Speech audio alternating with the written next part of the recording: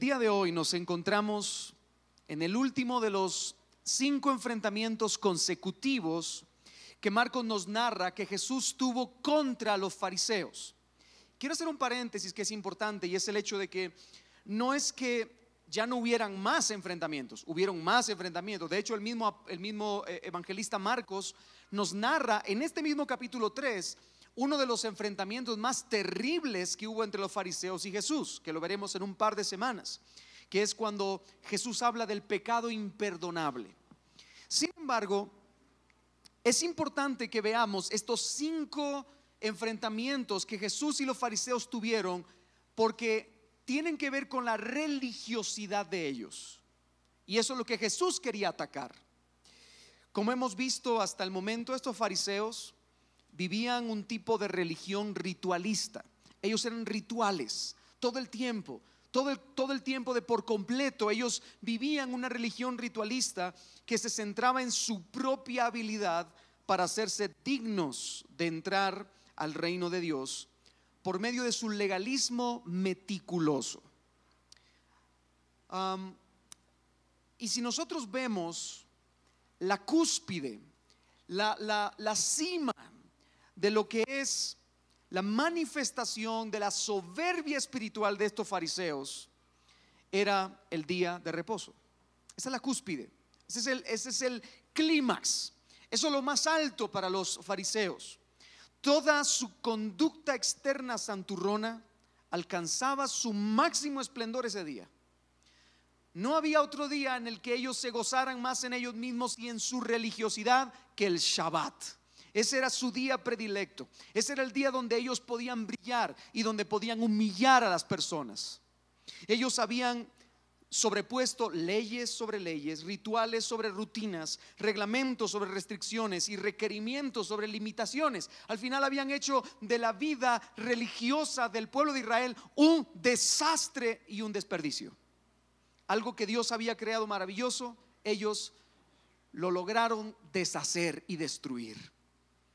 Llenos de orgullo santurrón, estos fariseos usaron el día de reposo no para glorificar a Dios, sino como una jornada para desplegar su propia justicia, como que fueran pavos reales. ¿Ha visto usted los pavos reales cuando se pavonean delante de la dama, de la pavita, que exhiben sus plumas? De la misma manera, estos fariseos religiosos exhibían su religiosidad, su justicia propia delante del pueblo. Pero al mismo tiempo, estos fariseos eran los pastores del pueblo.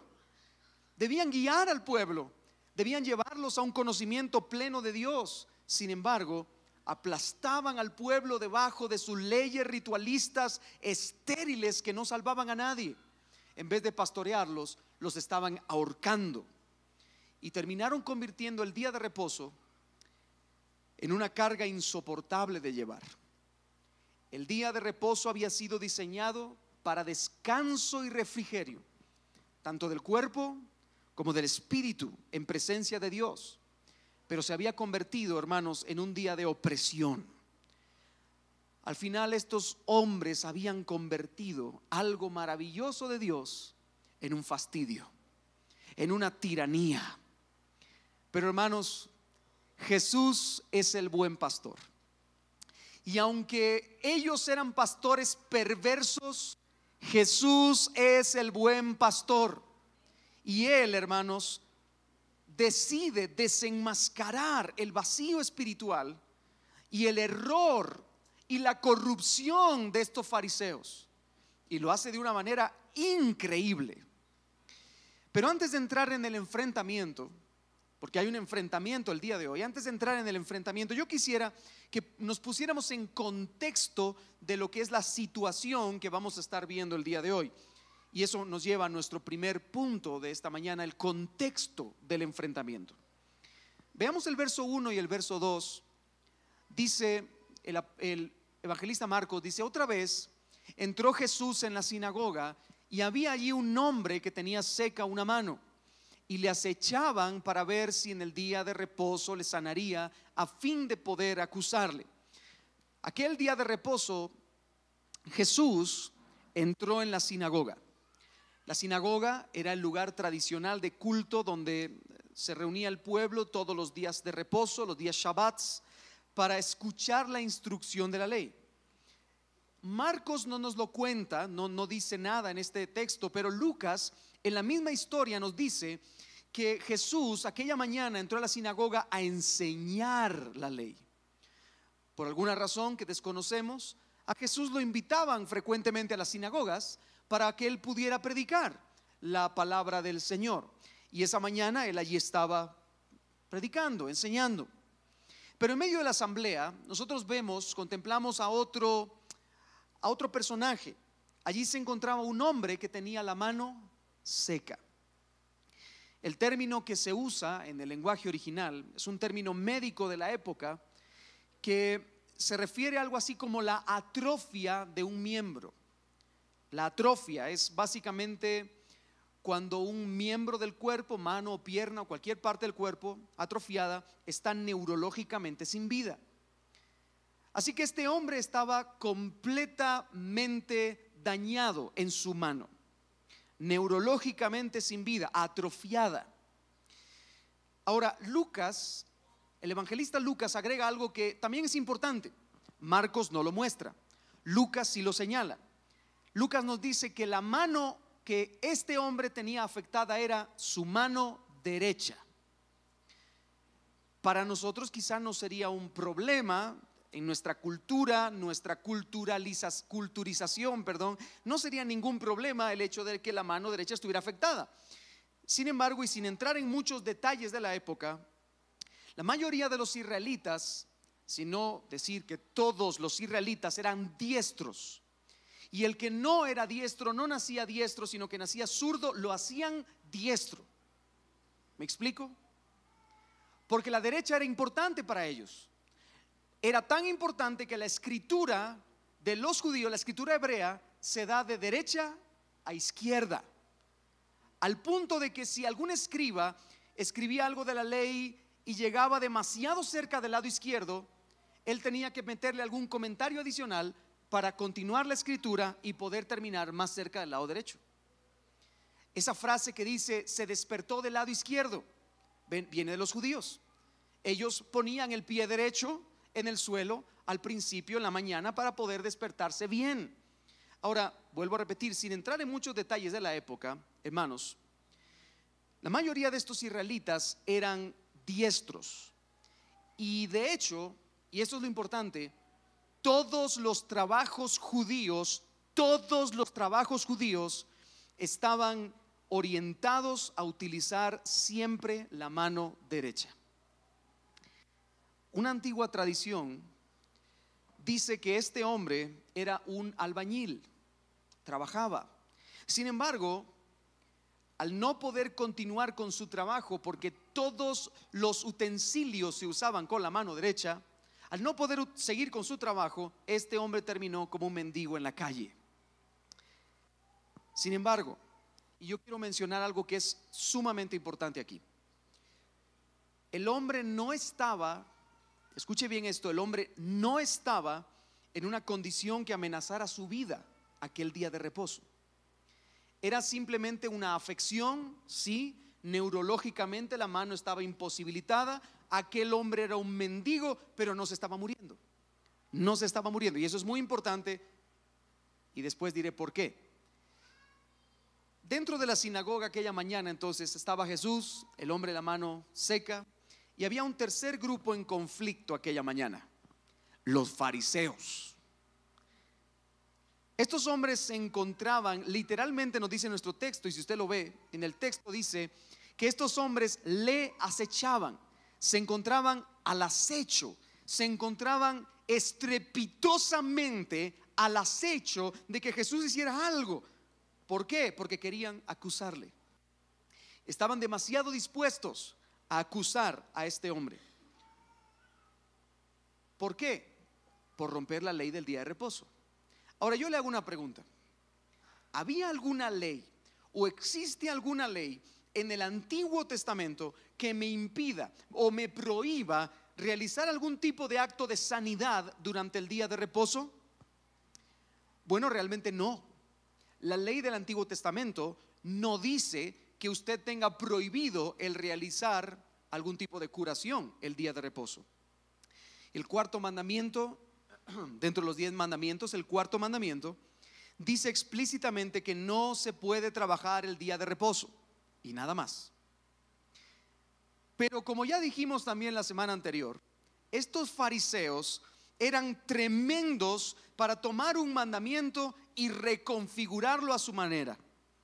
Así que los fariseos habían estipulado una norma. ¿Qué decía esa norma? La norma decía lo siguiente, no sé si lo tenemos en pantalla, sí. Solo se permitía sanar o curar el día de reposo a alguien cuya vida estuviera en verdadero peligro. Por eso yo le dije claramente que aquel hombre, aunque tuviera la mano seca, la mano derecha seca, aunque fuera un mendigo, no estaba en peligro su vida. ¿Se da cuenta de esto? Solo se permitía sanar o curar el día de reposo a alguien cuya vida estuviera en verdadero peligro. Así que estos hombres fariseos ahí estaban, al acecho, deseosos de que Jesús pisoteara la norma, deseosos de que Jesús distorsionara la norma que ellos habían inventado, que ellos habían agregado.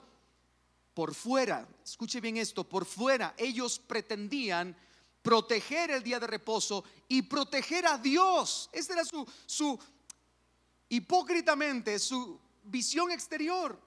Todos, decía, todos ellos querían guardar, proteger, resguardar aquel día de reposo, porque así guardaban a Dios.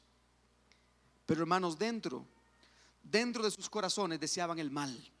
Dentro de sus corazones deseaban que Jesús quebrantara sus tradiciones para poder desacreditarlo en público. Y hermano, yo quiero resaltar algo que es obvio, y preste atención aquí por un momento. Ellos estaban esperando al acecho, ¿qué cosa?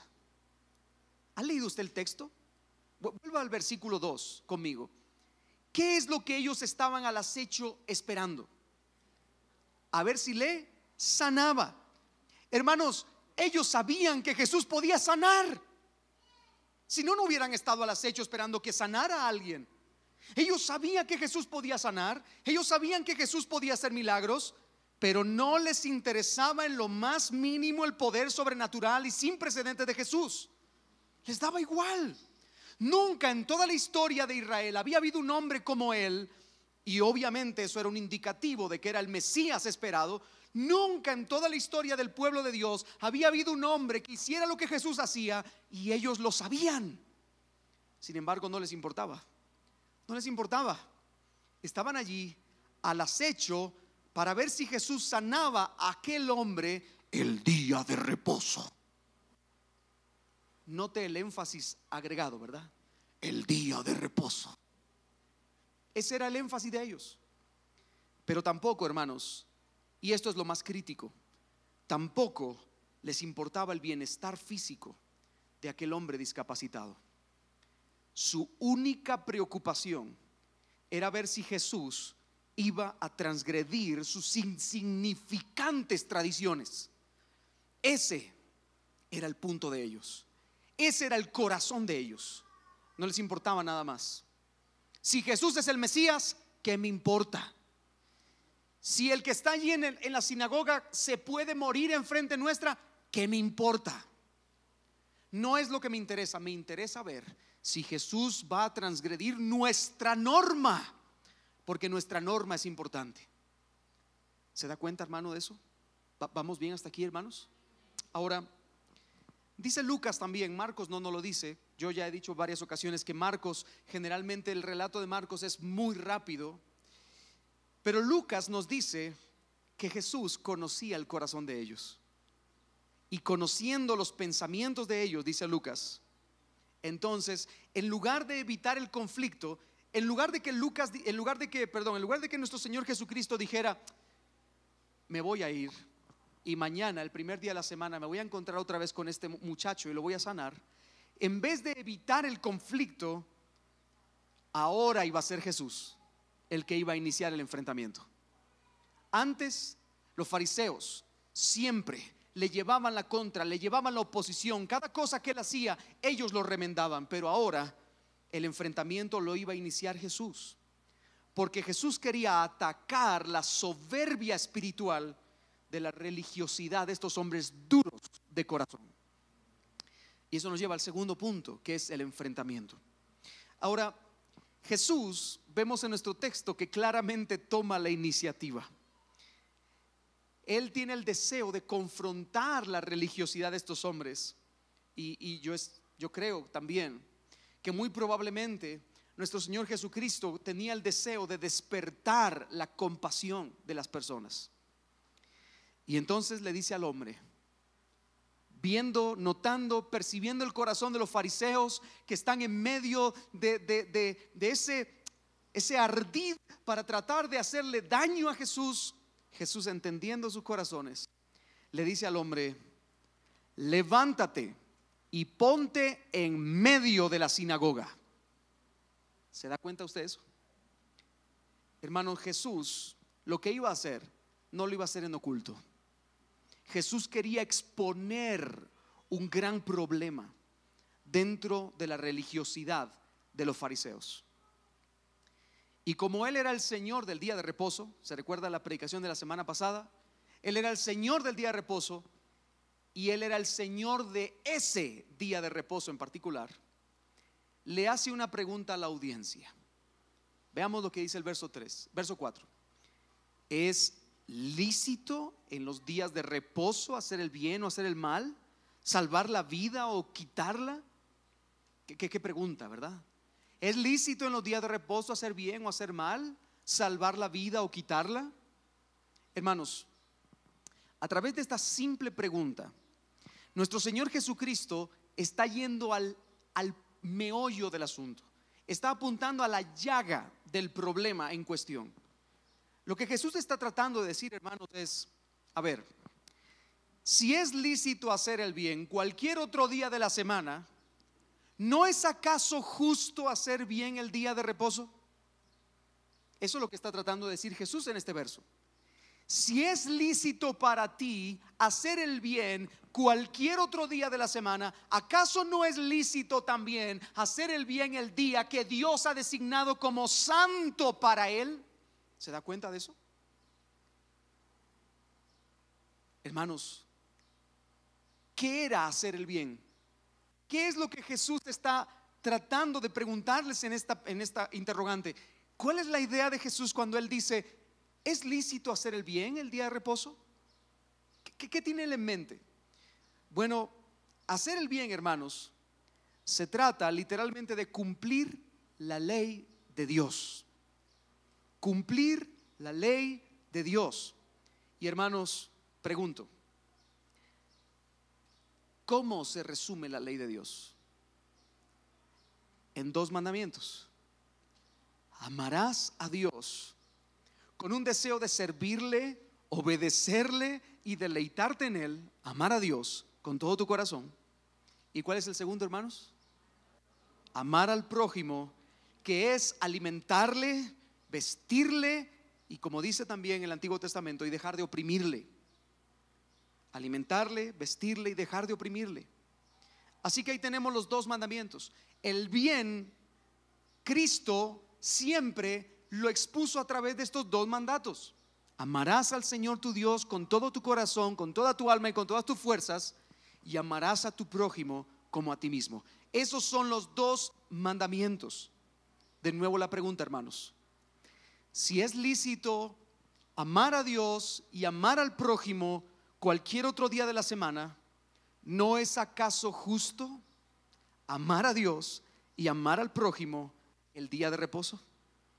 Hermano, contésteme usted. Si es justo, si es lícito amar a Dios y amar al prójimo el día de reposo, ¿acaso no es justo también amar a Dios y amar al prójimo también el día de reposo? ¿Es justo o no es justo? Sí.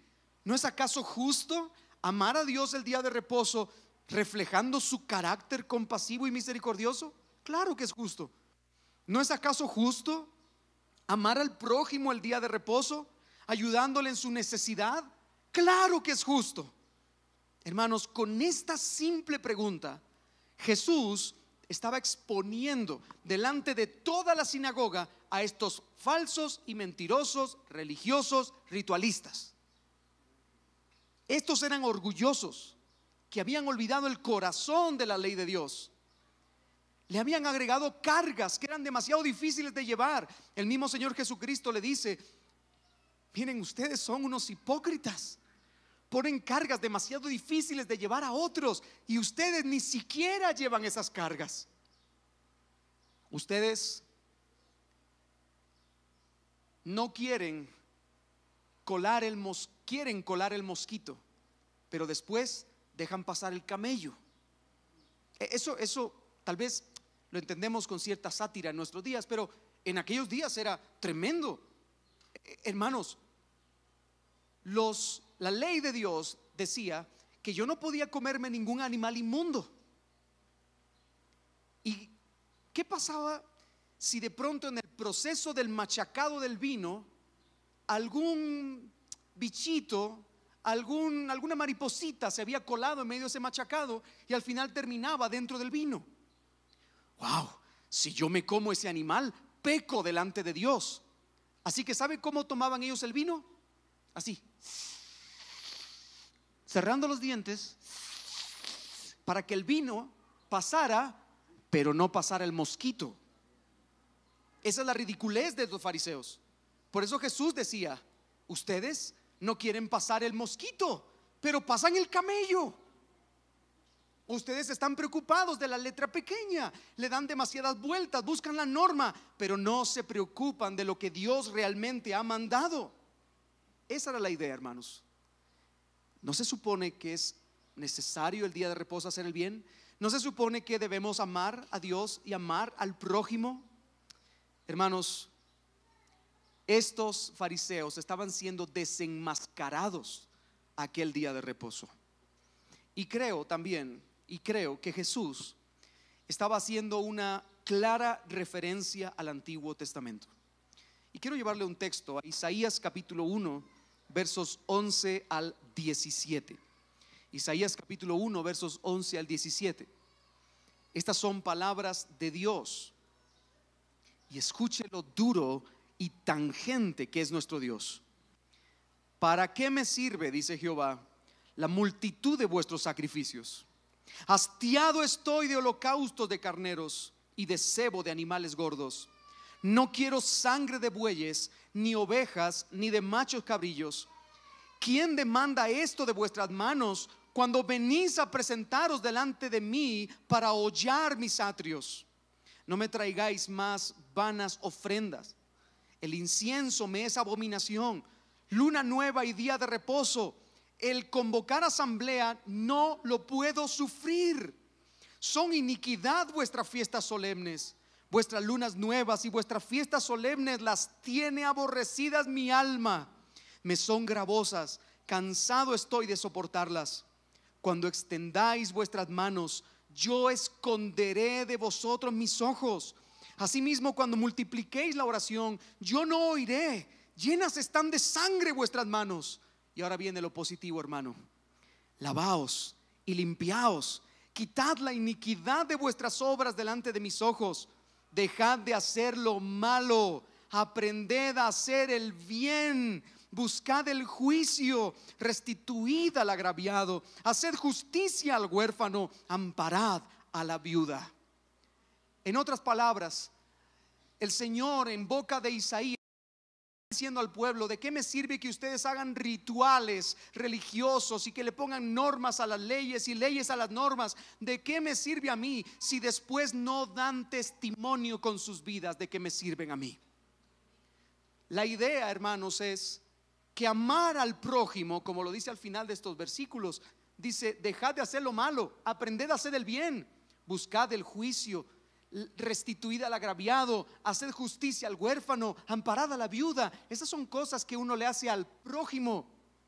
Pero, hermano, amar al prójimo es consecuencia evidente de amar a Dios con todas tus fuerzas.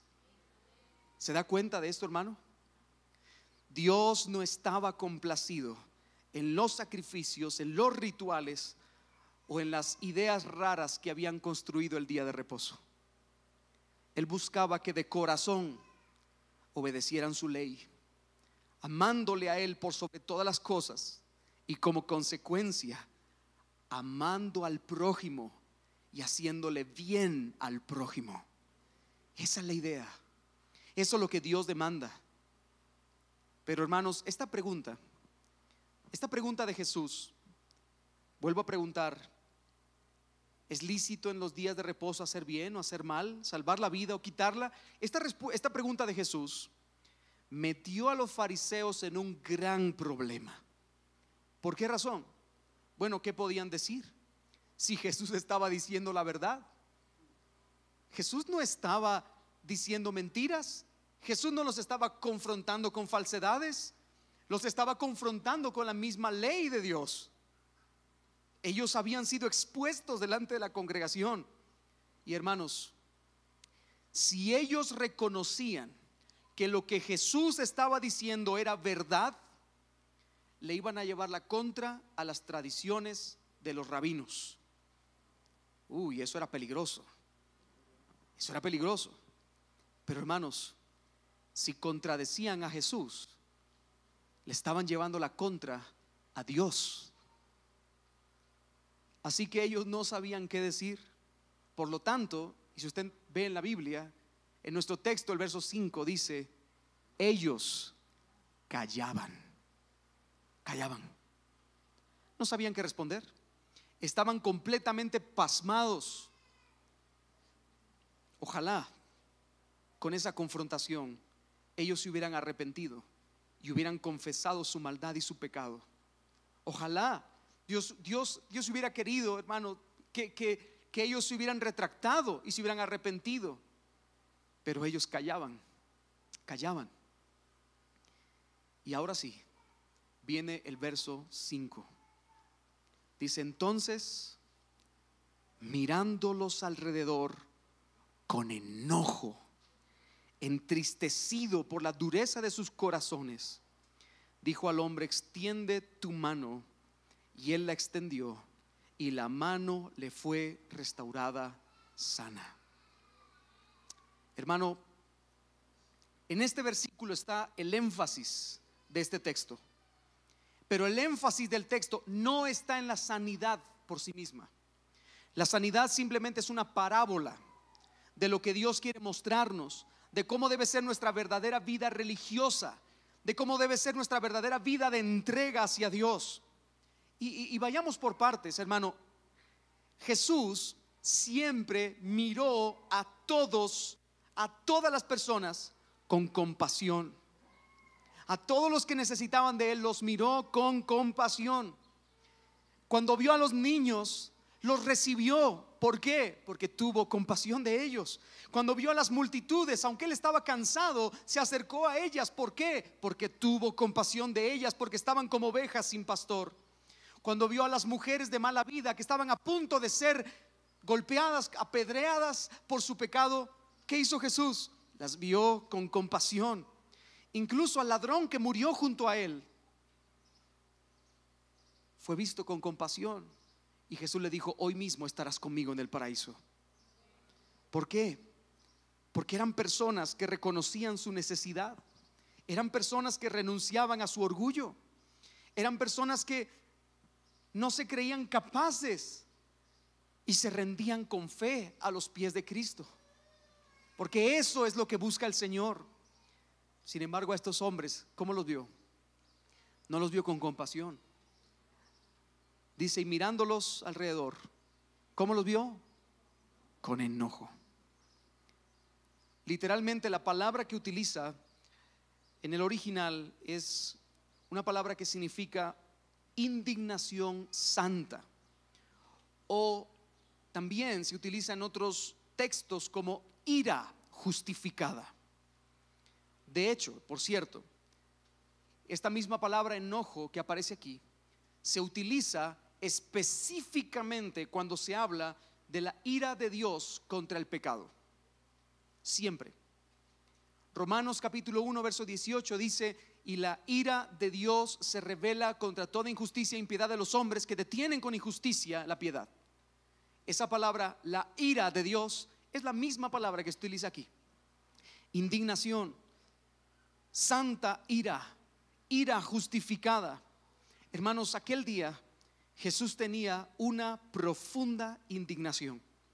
Tenía una intensa aversión y desaprobación contra esos fariseos, porque habían olvidado el corazón de la ley de Dios, y a través de sus orgullosas normas habían distorsionado la ley de Dios y le habían cambiado el propósito. Hermanos, era evidente que era más importante para ellos, porque hubo silencio. ¿Es lícito hacer el bien el día de reposo? Y ellos callaron. Hubo silencio en la sala. ¿Por qué razón? Porque era evidente que para ellos era más importante sus normas rabínicas inventadas que el bien de sus hermanos, que el bien de otras personas. Hermanos, y aquí está lo importante en esto. Con este enojo, con esa ira desplegada aquel día, Jesús estaba demostrándole a todos en la sinagoga y a nosotros también el día de hoy, Jesús nos está demostrando que el ritualismo, el legalismo, las tradiciones humanas inventadas, las tradiciones agregadas a la palabra del Señor no son compatibles con la verdadera ley de Dios. No lo son. No son compatibles con el evangelio de Jesucristo. Hermanos, hay ira en los ojos de Jesús cuando mira a estos hombres que debían de pastorear al pueblo y lo están haciendo de manera errónea. Hay ira en sus ojos, porque Él solo los puede ver con desagrado, con aversión, con desaprobación, como en Isaías capítulo 1. Y yo creo que Jesús pensaba en ese momento: mi alma tiene aborrecido todo lo que hacen el día de reposo. Me cansa, ya no puedo más con ellos. Estoy agregando palabras, ¿verdad? Pero me imagino que por ahí va la cosa. Hermanos, el mensaje del evangelio es un mensaje de gracia. El mensaje del evangelio es un mensaje de misericordia. El mensaje del evangelio es un mensaje de compasión a aquel que no puede por sí mismo. El mensaje del evangelio no se trata de la preocupación del alma humana para obtener su propia justicia. Al contrario, se trata de creerse a sí mismo incapaz de obtener su propia justicia delante de Dios. Ese es el evangelio.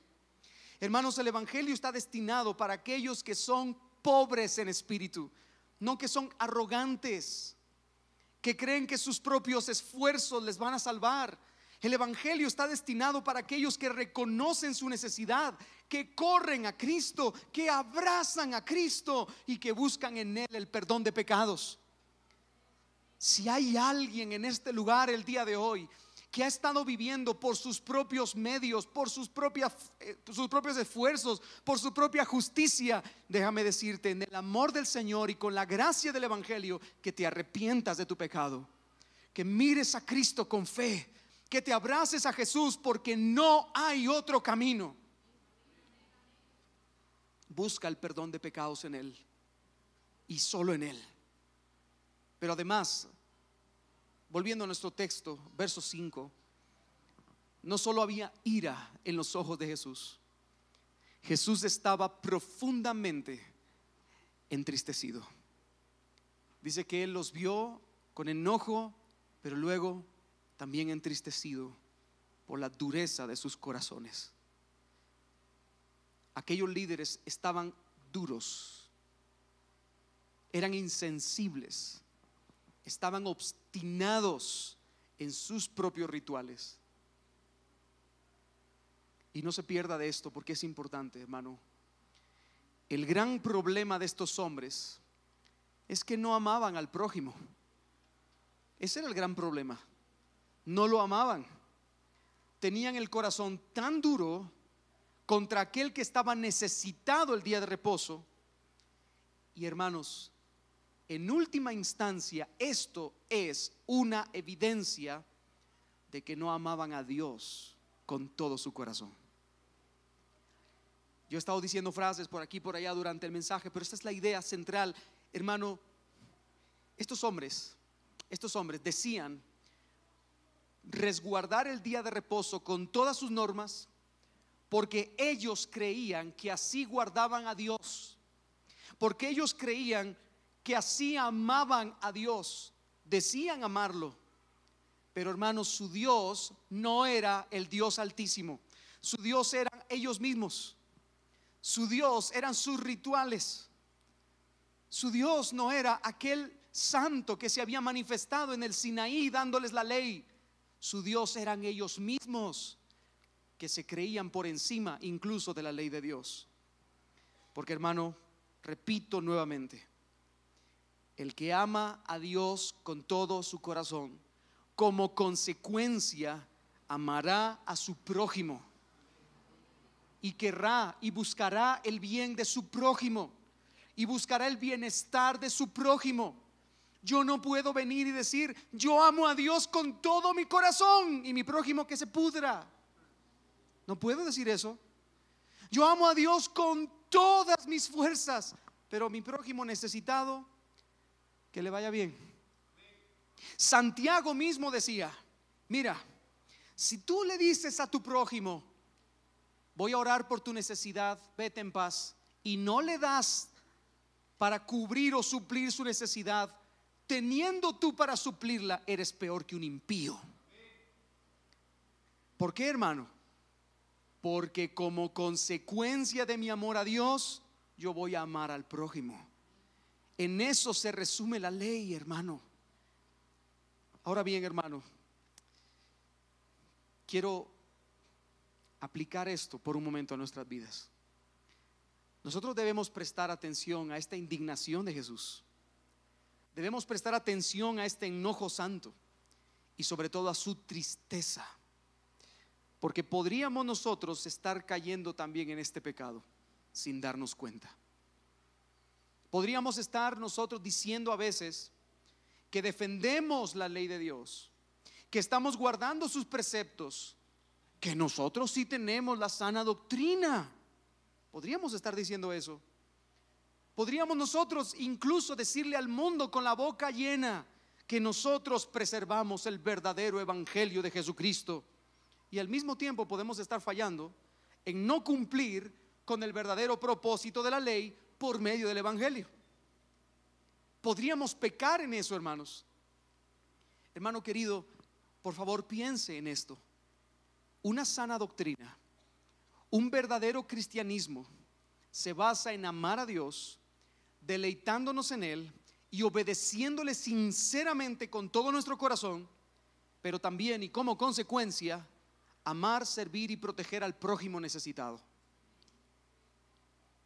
Y esto tiene muchas cosas en medio, porque el prójimo necesitado puede ser aquel que necesita que le des del pan, puede ser aquel que necesita que le des una mano, puede ser aquel que necesita que tú le pongas el abrigo encima, que le vistas, que vayas a visitarle. Puede ser aquel incluso que no tiene a Cristo. Ese es el mayor necesitado. ¿Y qué estamos haciendo nosotros con ese necesitado? Pasamos enfrente de la calle, frente a ellos, y no nos inmutamos. Decimos amar a Dios, decimos tener una sana doctrina, pero nuestro corazón no arde en pasión, no nos detenemos, no nos frenamos y decimos: óyeme, estás bajo la ira de Dios, pero yo he venido a amarte y a decirte que Cristo vino a este mundo a morir por tus pecados, para que seas librado de la ira venidera. Hermano, deberíamos frenar un poco más en nuestra vida rutinaria. En la lectura de esta mañana, yo creo que fue del día de hoy, sino del día de ayer, uno de los 2 días, en el libro de los Hechos, dice que el apóstol Pablo se encontró en Corinto con unos hermanos muy amados, muy queridos. Ellos eran Priscila y Aquila, un matrimonio que se dedicaba a predicar también la palabra, pero hacían tiendas de campaña para mantenerse. Ese era su trabajo. Pero dice que el apóstol Pablo se unió a ellos porque compartía el mismo trabajo. Él también hacía tiendas de campaña. Lo curioso dentro de la historia es que un par de versículos más adelante dice que el apóstol Pablo, al parecer, dejó de hacer tiendas porque dice, y todo el tiempo, constantemente se preocupaba en predicarle la palabra a aquellos corintios. Todo el tiempo. Todo el tiempo. Dejó por un momento sus preocupaciones laborales y empezó a predicarles el evangelio. Y se lo digo, hermano, porque a veces nosotros podemos caer en ese error de decir, no, que predique el pastor. No, el apóstol Pablo tenía un trabajo. El apóstol Pablo trabajaba de manera secular, pero dejó ese trabajo para poder dedicarse a predicar a aquellos que tenían necesidad. Porque la más grande necesidad, hermano, está en aquellos que no han venido a Cristo en arrepentimiento y fe. Así que de nuevo vuelvo, hermano, una sana doctrina, un verdadero cristianismo se basa en amar a Dios, deleitándonos en Él y obedeciéndole sinceramente con todo nuestro corazón, pero también y en consecuencia amar, servir, proteger y hacerle bien al prójimo que está necesitado. Hermano, como alguien ha dicho, toda nuestra doctrina, todo nuestro cuerpo de creencias y todo lo que hacemos como iglesia de Cristo está basado en estos dos mandamientos. No en el activismo, no en paquetes eclesiásticos, no en el deseo de ser más grandes o más populares dentro de nuestra ciudad. En esto y solo esto se resume la ley y los profetas. En esto es en lo que Dios se agrada. Y cuando la iglesia hace estas dos cosas, amar a Dios y amar al prójimo, allí es donde Dios se manifiesta y envía su poder y llama cada día a los que han de ser salvos. Hermano, nosotros debemos hacer esa obra: amar a Dios y amar al prójimo. Amar a Dios con todas nuestras fuerzas, deleitándonos en Él, y como consecuencia amar al prójimo. Y esa es la aplicación para nosotros de este mensaje. Hermano querido, ¿lo estamos haciendo? ¿Estamos amando a Dios y como consecuencia estamos amando al prójimo? Pero después de que Jesús manifestara una profunda indignación, enojo y una tristeza por la actitud de estos hombres, ahora bien, viene algo que deberíamos aprender. Nuestro Señor exhibe su carácter, el carácter de Dios, ese carácter de gracia, ese carácter de misericordia, ese carácter de compasión que nosotros también deberíamos imitar con los que están en necesidad. Porque Jesús no puso al mendigo, a este hombre en medio y les dijo: ¿acaso es correcto hacer el bien o hacer el mal este día? No, pues eso es hacer el bien, ¿verdad? Entonces ya lo sabemos todos. Perfecto. Entonces estoy enojado con ustedes y entristecido. Mañana por la mañana te espero ahí en la oficina y te voy a sanar. No. Él le dijo a este hombre: extiende tu mano. Extiende tu mano. Y dice nuestro versículo: y él la extendió, y al instante, hermanos, la mano le fue restaurada sana. Nuevamente nuestro Señor Jesucristo manifestando de nuevo su divinidad. Su palabra tenía poder para sanar a este hombre.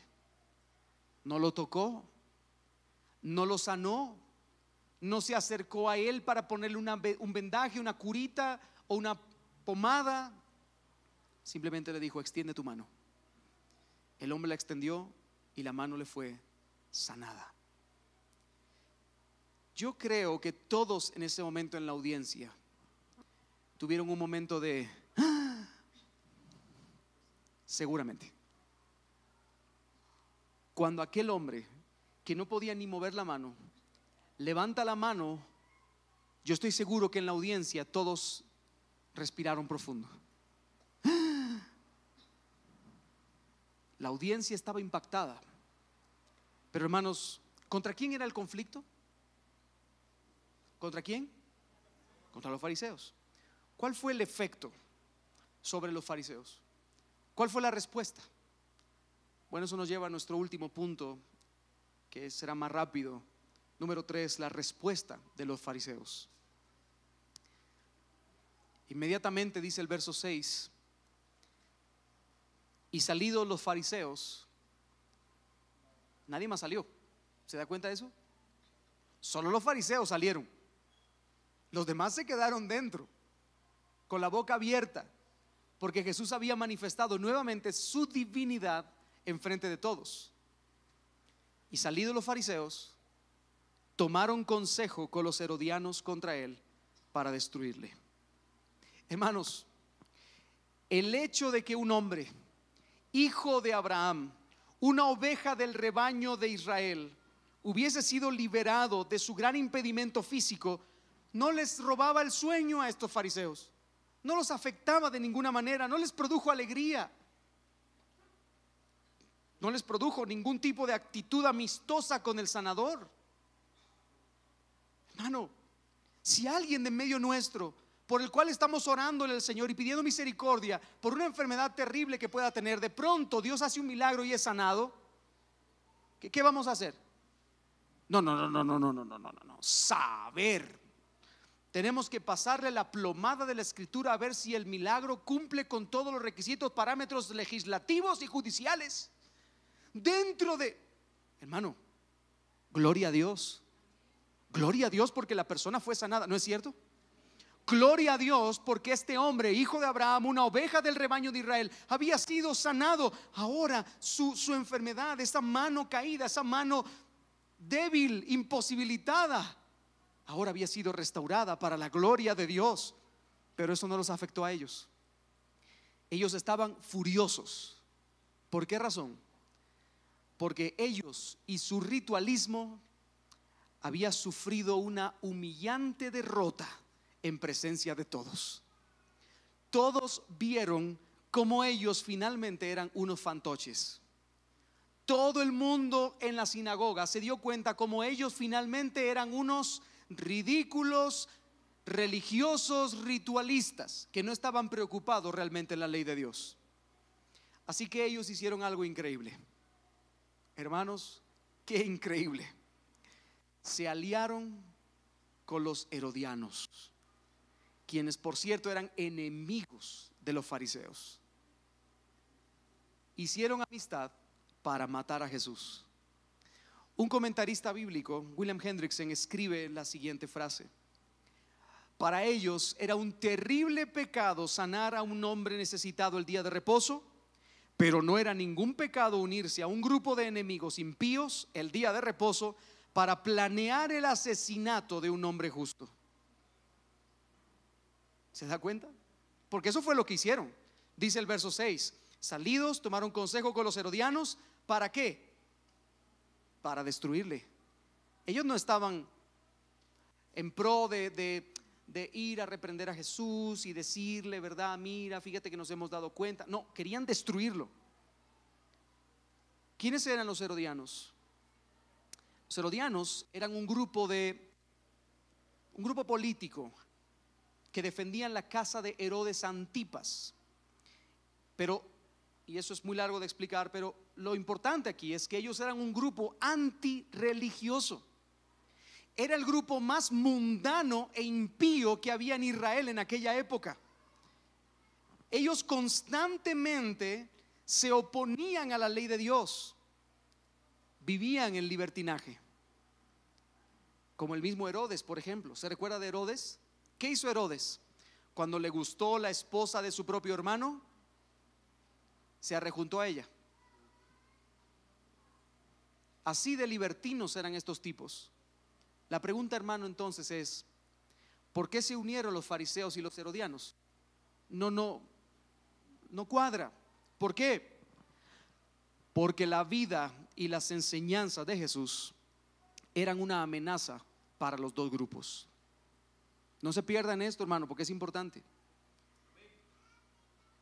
La vida y las enseñanzas de Jesús eran un atentado y una amenaza contra la mundanalidad, contra el libertinaje y por lo tanto contra el modo de vida de los herodianos. Pero también, hermanos, la vida y las enseñanzas de Jesús eran un atentado contra el ritualismo religioso de los fariseos de la época. Finalmente, hermanos, este último texto, el verso 6, nos muestra que lo contrario al legalismo y al ritualismo religioso no es el libertinaje. No es vivir como me dé la gana vivir. No es vivir como quiera. No es aquí están los religiosos y del otro lado están los libertinos y hacemos lo que queremos. No, hermanos, no son dos lados diferentes. El legalismo y el libertinaje están en el mismo lado de la moneda, porque ambos grupos están orgullosos de sí mismos. Yo estoy seguro que usted habrá escuchado esto. El legalista está orgulloso porque cumple sus normas. Ya ven, como yo como pastor siempre vengo con saco, porque el saco es lo que trae unción como pastor. Aleluya. No, hermano, el saco se me ve bien, pero si en el momento en el que se me vea mal me lo voy a quitar, o en el momento que me dé calor. No sé si me sigue con esto. No, es que nosotros estamos orgullosos porque nosotros sí hacemos tal cosa que dice la... Hermano, eso es orgullo, es orgullo. Es orgullo en cumplir las normas. Pero también el libertino, el que está metido en el libertinaje, está orgulloso también. Está orgulloso y dice: nosotros somos de mente abierta. ¿Ha escuchado esa frase? Muy orgulloso. Nosotros no somos como estos religiosos fanáticos bobos. Nosotros somos de mente abierta. Libertinos. Pero los dos están del mismo lado de la moneda. Son orgullosos. Unos se enorgullecen en sus capacidades para vivir la norma y otros se enorgullecen en sus capacidades para ser de mente abierta. Pero los dos están en el mismo lugar y los dos son enemigos de Cristo. El legalismo y el libertinaje están en completa oposición con el evangelio y con la ley de Cristo. Los dos. Porque tanto los fariseos como los herodianos planearon destruir a Cristo. Por eso, hermanos, si alguien viene y dice: yo no quiero ser un legalista como esos fariseos, aleluya, para la gloria de Dios, no voy a someterme a estas leyes que han inventado los humanos para la gloria de Dios. Mira, si tú eres de esas personas, realmente no estás más cerca de Cristo, eres un enemigo de Cristo. Sigues siendo enemigo de Cristo. Al final estás del otro lado de Cristo y estás en el mismo lugar que los legalistas orgullosos, porque te da orgullo de vivir por tu propia ley. Si estás en el lado del legalismo o si estás en el lado del libertinaje, de las dos formas eres enemigo de Cristo. Si tú realmente quieres vivir para la gloria de Dios, tienes que someterte a la ley de Cristo. Gracias por ese entusiasmo, hermano. Así debes someterte a la ley de Cristo. Amén. No, hermano, si realmente quieres vivir una vida que glorifique al Señor, debes estar sometido a la ley de Cristo. ¿Y cuál es la ley de Cristo? El apóstol Pablo lo dice en Gálatas: es la ley del amor. Ay, amemos. No, eso es libertinaje. La ley del amor es amar a Dios con todo tu corazón, en obediencia sincera, y como consecuencia amar a tu prójimo como a ti mismo. Esa es la ley del amor. Así que, hermanos, el evangelio de Jesucristo es totalmente, diametralmente opuesto, diferente al legalismo, pero también al libertinaje. Tú no puedes ser amigo de Jesús si tú eres un legalista, pero tú tampoco puedes ser un amigo de Jesús si tú quieres ser un libertino. No puedes, es imposible. Porque al final el evangelio de Jesucristo se trata de acabar con la soberbia. Él busca pobres de espíritu, no orgullosos de corazón. Pobres de espíritu que miren al Señor, que pongan su mirada en el Señor, que acaben con la soberbia, con el orgullo personal, que se humillen ante su presencia, que descansen en la suficiencia de Cristo. De eso se trata el evangelio: vivir sometido, abrazado, sujeto y dependiente de Jesucristo por amor. De eso se trata el evangelio. Hermanos, somos pobres de espíritu, que reconocemos nuestro pecado, que nos sometemos a Cristo como nuestro Señor, como nuestro amo, como nuestro dueño, y por la gracia del Espíritu Santo en nosotros podemos amar a Dios y podemos amar al prójimo. Ese es el evangelio. Hermano, el deseo del Señor Jesucristo para esta iglesia y para su iglesia no es que seamos una iglesia de fariseos, pero tampoco de herodianos. Jesucristo no quiere que tengamos una iglesia de legalistas, pero tampoco de libertinos. No se trata de someternos a normas y preceptos, pero tampoco se trata de vivir como querramos bajo nuestra propia ley. Hermano, Cristo quiere de su iglesia que amemos a Cristo con pasión y que deseemos vivir para Él, sometidos a su señorío. Por esa razón, hermano, yo quiero lanzarle 3 preguntas, 3 cuestionamientos para terminar este mensaje, que por cierto están en su hoja, en su boletín de esta mañana, porque yo quisiera que usted se llevara estos 3 cuestionamientos como algo en lo que meditar esta semana. En primer lugar, hermano, ¿estás sometido a Cristo como tu Señor, cumpliendo su ley, la ley del amor? ¿Estás sometido a Cristo como tu Señor, cumpliendo la ley de Cristo? Lo segundo que te pregunto, hermano, ¿amas a Dios con todo tu corazón? Examínate, cada quien que se examine a sí mismo. No le meta el codazo al esposo, ¿verdad? Ya ves, no estás amando a Dios. No, examínese, por favor. ¿Estás amando a Dios con todo tu corazón? ¿Te deleitas en Él? ¿Buscas darle gloria reflejando su carácter santo, justo, amoroso, compasivo y misericordioso? Porque eso es darle gloria a Dios. Hermano, darle gloria a Dios no es dispararte una alabanza en la mañana y una alabanza a mediodía y una alabanza en la noche. No, eso no es darle la gloria a Dios. Darle la gloria a Dios es reflejar su carácter.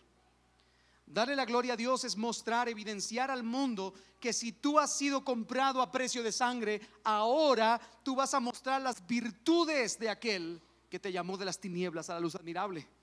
Así que pregunto, ¿amas a Dios reflejando su carácter santo, justo, amoroso, compasivo y misericordioso?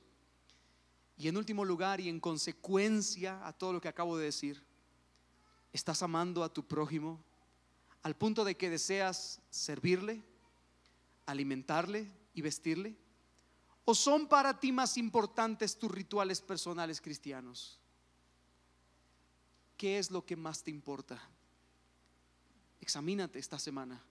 ¿Te importa vivir para la ley de Cristo? ¿Te importa cumplir la ley de Cristo? Que la ley de Cristo no es cada quien con su pisto, ¿verdad? No, esa es otra cosa. ¿Te importa cumplir con la ley de Cristo, que es la ley del amor? Amando a Dios, amando a tu prójimo, ¿te importa? Si te importa, hermano, esta semana da testimonio de eso. No pierdas el tiempo. Da testimonio de esta realidad. Sirve a alguien, alimenta a alguien, viste a alguien. Si te encuentras a alguien en el camino, detente y compártele de las buenas nuevas del Evangelio de Jesucristo. Si ves a tus hijos, a los que son papás, si ves a tus hijos que están cargando con una obstinada carga de pecado, infúndeles del Evangelio. No esperes a que los niños vengan a cambiar aquí durante una hora que pasan siendo entrenados y adoctrinados en la clase de escuela dominical. Dedícales tiempo. Predícales, porque ellos son los primeros necesitados que tus ojos ven. Los niños están necesitados, los adolescentes están muy necesitados, están en un proceso de cambio, no saben qué hacer. Las hormonas están como en una fiesta de año nuevo, tirando cohetes para arriba, para abajo, no saben para dónde. Hermano, hermana, cubre esa necesidad. Empieza por allí. Vístele o revístele con el Evangelio de Cristo. Hermano, examinémonos a la luz de la palabra de hoy. Examinémonos a nosotros mismos, porque al final solo hay dos caminos: o estamos viviendo por la ley de Cristo, o estamos en el otro lado y somos enemigos de Cristo. Y aún, porque esto eran los fariseos, y aunque con nuestras palabras podamos estar diciendo que les servimos, quizá con nuestra vida y nuestras acciones estamos deseando deshacernos de Jesús. Examinémonos, examinemos nuestro corazón, hermanos, y veamos si hay verdadera fe en Él para la gloria del Señor.